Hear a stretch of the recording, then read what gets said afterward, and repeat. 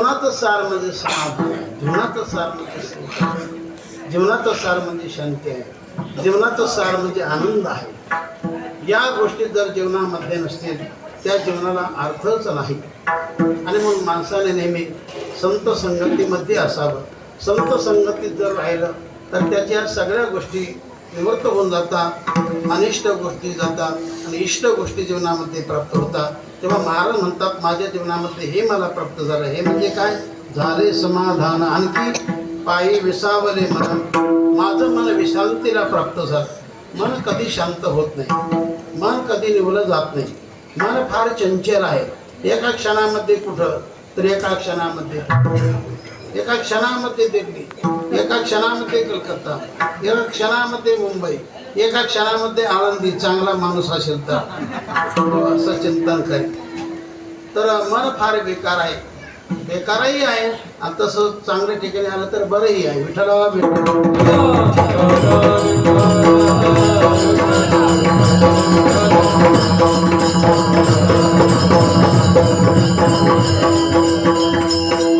मन स्थिर होण्यासाठी याकरता भक्ती समर्थ आहे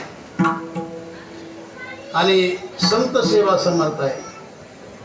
जो संत संगतीमध्ये आला, जो भगवंताच्या भक्तीमध्ये रंगला गेला, आता कोठे धावे मन, आता कोठे धावे मन, तुझे चरण देखिली, तुझे चरण देखिली. भगवंताची भक्ती ज्याला समजली, भगवंताच्या नामचिंतनामध्ये, भगवंताच्या स्वरूपामध्ये ज्याचं मन तल्लीन झालं, रमून गेलं, तर त्याचं मन निश्चितपणे शांत होतं, स्थिर होतं. स्थिर करोनिया मना.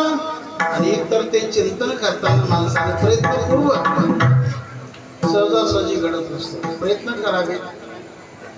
एकतर देवाला प्रार्थना करावी की देवा आमचं मन फार बेकार झालंय, फार टुकार झालं, तुमच्याशिवाय शांत होणार नाही असं म्हणा. विठ्ठला